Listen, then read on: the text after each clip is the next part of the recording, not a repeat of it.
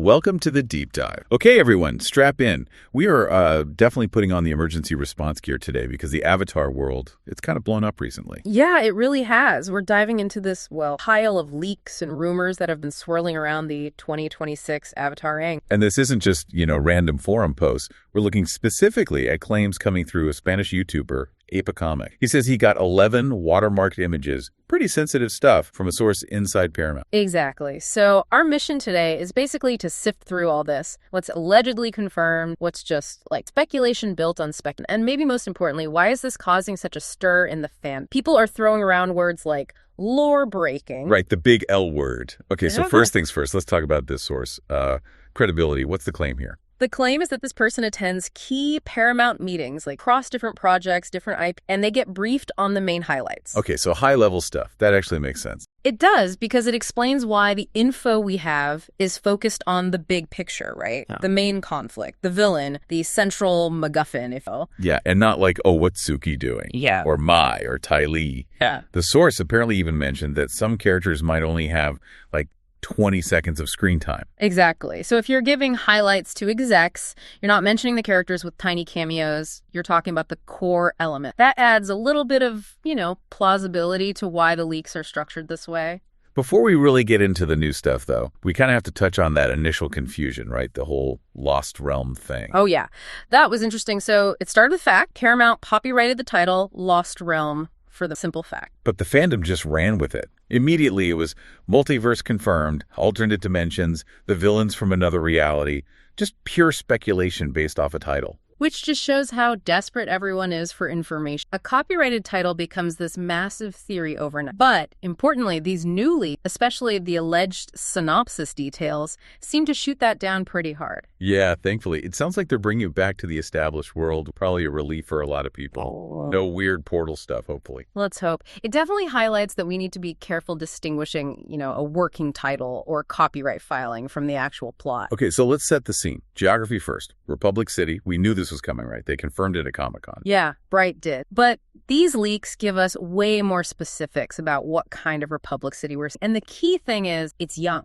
Like pre-Korra young. Definitely pre-Korra. The leaks are apparently very clear. No giant skyscrapers, no super modern skyline like we see decades later. It feels much more grounded, consistent with those Aang flashbacks with Yakone. Which makes sense, story-wise. The Aang was always a bit wary of unchecked progress. So a younger city reflects that initial vision, maybe? A balance? I think so. And within this young city, we get some new locations mentioned. First, there's something called the Unity Tower. Unity Tower. Okay, what is it? Described as a giant watchtower. Maybe something like the City Hall we see later, but it seems to be Team Avatar's base of operations in this era. A base. Okay, interesting. The name, too. Unity Tower. Very on the nose for what Aang was trying to. Absolutely. It's symbolic, right? They're trying to unify everyone in this new city. Mm-hmm. Having Team Avatar headquartered in a big visible tower, it sort of cements their role as the peacekeepers, the guardians of this whole experiment. Makes sense. Now, before we move on from the city, we got to address that Katara apartment rumor, the $1 trillion complex thing. Slight chuckle. Yeah, that got out of hand fast. Right. Apparently started as a joke. The source material, according to Apicomics, debunked that pretty quickly. So what is it then? Just a normal place? More like a nice, larger-than-average Earth Kingdom-style house or apartment. But here's the interesting detail. A sketch of it was apparently compared visually to the base of Aang's future statue. Oh, wow. Okay, that's actually really cool. It is. It adds this layer of historical weight, right? Their first home together becomes the foundation, literally, for his monument later on. It's a subtle way to tie their personal story into the city's history. I like that. Okay, so Young Republic City, Unity Tower as a base, a meaningful home for Aang and Katara. Yeah. It sets a good stage. This feels like a place where tensions could definitely brew benders versus non-benders, tradition versus progress. Exactly. It's the perfect crucible for the kind of challenges Aang would face after the war ended. Maintaining peace is harder than winning the war sometimes. So, beyond the city, any other locations? Yep. The Southern Air Temple is confirmed, which lines up with some earlier concept art. But the really big one, the one tied to the villain and the main plot device, it's this secret temple in the mountain. Ooh. Okay, secret temple. Details are apparently spoiler-heavy, but the description sounds incredible. Think Machu Picchu, but not ruined. It's described as a massive, preserved, ancient site, and there's an entire city surrounding. A whole lost city. Okay. And the architect, it's described as looking like an Aztec temple fused with Hindu elements. Aztec and Hindu.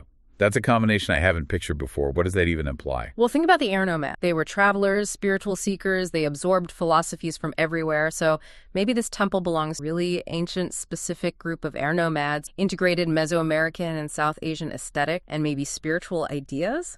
Like a unique offshoot we never knew about. Possibly. The fact that it's preserved is huge. It's not just ruins Aang finds. It could be something more, something active or recently sealed. It potentially challenges Aang's whole understanding of his own. Okay, that leads us perfectly into the villain, Taga. This is where things get really spicy, right? Yeah, this is the core of the conflict in the fan debate. So, the villain is named Taga. He's confirmed as an airbending master, full tattoos, the work, probably in his 30s. An airbending master. Right. Not a fake. We'll get to that debate, but the primary leak says real airbending. Now, the physical description is what set things off. He's described as tall, edgy, long hair, ponytail, visually compared to Silas from League of Legends. Okay, I know Silas. Yeah. So, ripped, muscular. Exactly. Incredibly muscular, broad-shouldered, powerful physique. Not the image you typically associate with an air nomad monk. Right. Because air nomads are, well, they're vegan, traditionally. That physique doesn't exactly scream plant-based diet and detachment. That was the immediate fan reaction, wasn't it? Yeah. How can a ripped guy be an air nomad? Precisely. It seemed like a direct contradiction to established lore. And it's not just diet, is it? It's the whole philosophy. Air nomads value lightness, detachment, spiritual focus over physical prowess. A super muscular build suggests an attachment to the physical, to raw power that feels un-air nomad. So it's a philosophical clash as much as a dietary. His appearance signals a different path, a different interpretation of airbending master. That seems to be the implication. He's got the tattoos of a master, but his whole vibe, his physicality, suggests he's taken that mastery in a direction completely counter to Aang's tradition. It makes him a fascinating antagonist, an insider, a dark reflection, not just some random guy. Okay, so how did the leaks handle this apparent contradiction? Did they try to explain it away? Well, they directly addressed a couple of early theories. First, they confirmed he's not Chanu, that character from the mobile game, so he's original to the movie. Okay, good. Keep it clean. Second, and this is crucial, they strongly refuted claims made by someone who said they were an audience tester. Right, I remember hearing about that. Yeah. The tester claimed Taga's tattoos were fake, that he wasn't a real airbender. Exactly. That tester apparently shared details, even the testing company, and claimed Taga was faking it, just looking for a relic with some buddies. That would have conveniently resolved the whole ripped airbender issue. He wasn't really one. But Appa Comics source says flat out denies it, apparently. Claims the official film synopsis explicitly states Taga is a genuine, fully tattooed airbender master. No fake tattoos, no weird 150-year-old backstory, no multiverse stuff. He's just a powerful airbender in his 30s. wow. Okay, so they're leaning into the contradiction, not explaining it. It seems so.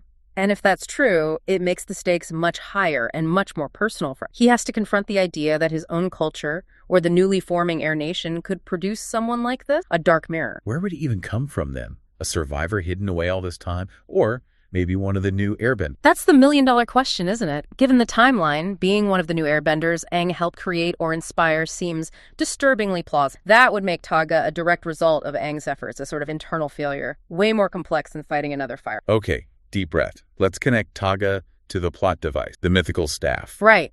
Taga's motivations, his philosophy, it all seems tied to this legendary staff.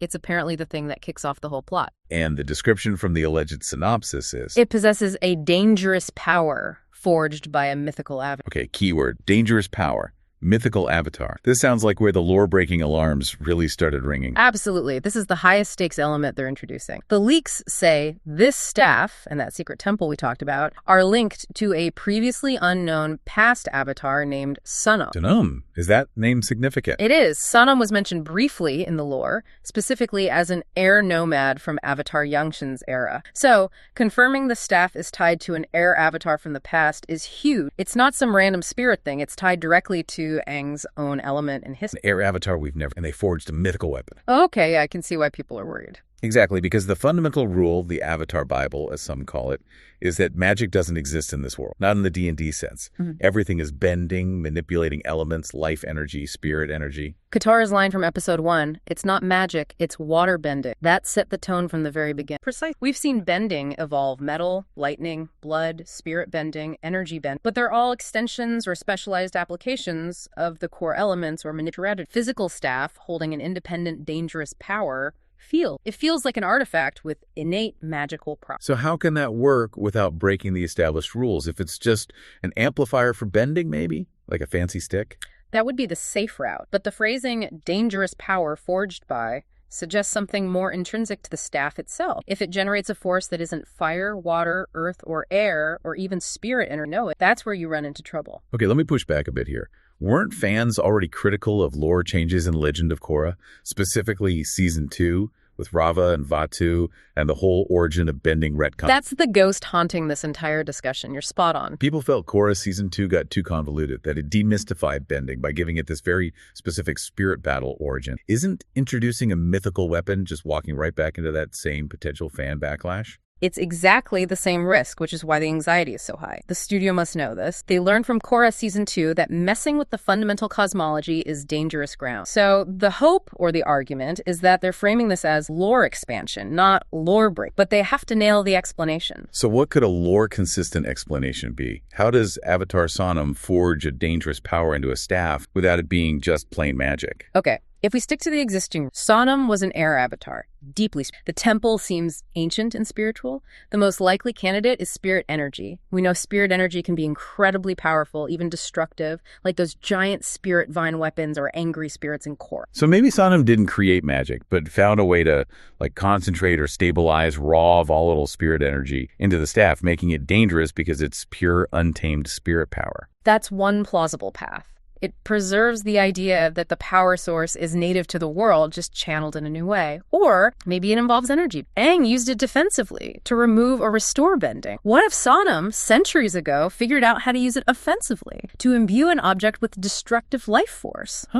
An offensive use of energy bending. That's an interesting thought. The point is, the movie has to provide that kind of plausible in-universe explanation. If it's just, look, a magic staff, then yeah, they've broken the rule. If they show us how Sonom's advanced understanding of bending or spirits allowed this, it could be an amazing expansion of the lore. That's walking a tightrope, though. Get it right, the staff and Sonom become legendary. Get it wrong. Get it wrong, and it's Korra Season 2 critiques all over again, maybe worse. It'll be the thing fans point to forever. Huge pressure on the writers. Okay, let's shift gears slightly to the art style. There was some worry after that Cine Europe leak last year. Yeah, quite a bit. Some fans felt the concept art looked a bit too smooth, maybe too Disney-fied, lacking the sharp, dynamic lines of the original show. So what's the word from these new leaks? Good news, apparently. The source claims the feedback was heard. The line work is reportedly sharper now, edges less soft. The core designs are basically the same, but the rendering and finish have been adjusted to feel more aligned with the class Harley. That's reassuring. And you mentioned something about how the leaked images themselves looked. Yeah, the description adds a little credibility. Uppa Comics of source describe them as looking like pages from an art book, characters on white backgrounds, maybe some text blurred out, character ages listed.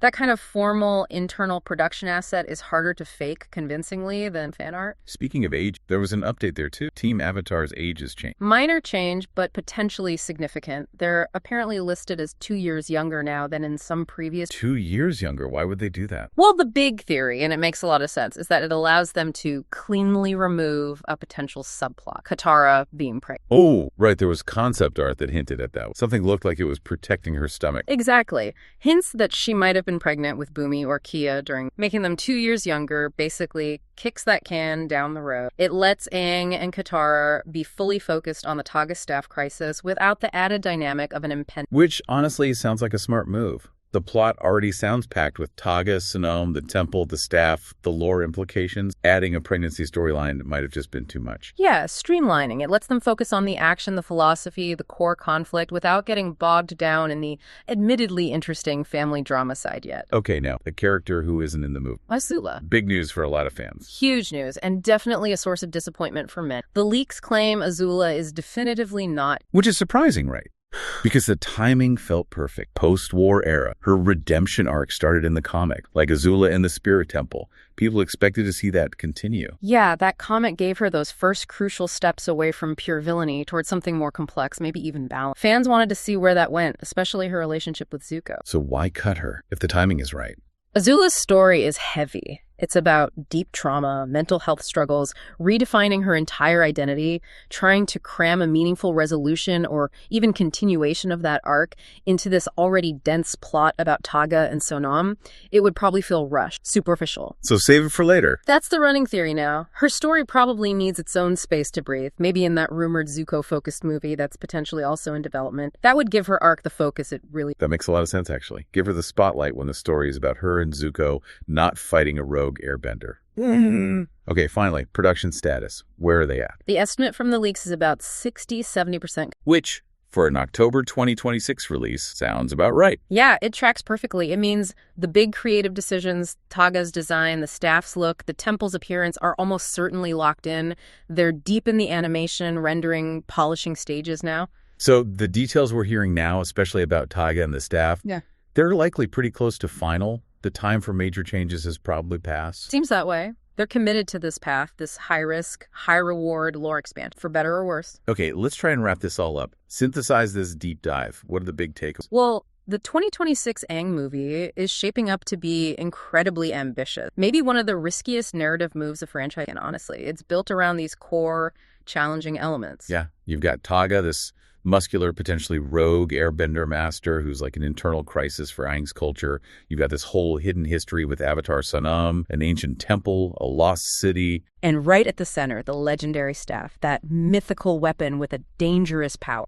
It pushes right up against the fundamental rules of the Avatar world, the no magic. Its lore expansion taken to the absolute edge. Success hinges entirely on how they explain it. Get it right, it deepens the world. Get it wrong, fan revolt. Pretty much. But the final thing for you, the listener, to keep in mind is that we probably won't have to wait too long for some kind of official confirmation or first look. Right. New York Comic-Con is coming up. Paramount has that big 20th anniversary panel book exactly 1 year out from the movie's release date, if there's a time and place for a teaser trailer. That's it. Just like they revealed stuff at SDCC before, NYCC seems like the spot, so we'll see how much of this holds up very soon. Okay, so we've covered the ambition, the risks, the characters, the potential pitfalls, but here's that final thought, that little provocation to leave you with, especially thinking about Avatar Sonom. If a past Avatar, Sonom, could forge an object with a dangerous power that seems to operate outside the standard bending distance, what does that really mean about the Avatar's potential throughout? Were there other Avatars who discovered or created things just as powerful, just as potentially world-altering? What other lost powers or forbidden knowledge might be buried in the deepest parts of the Avatar cycle?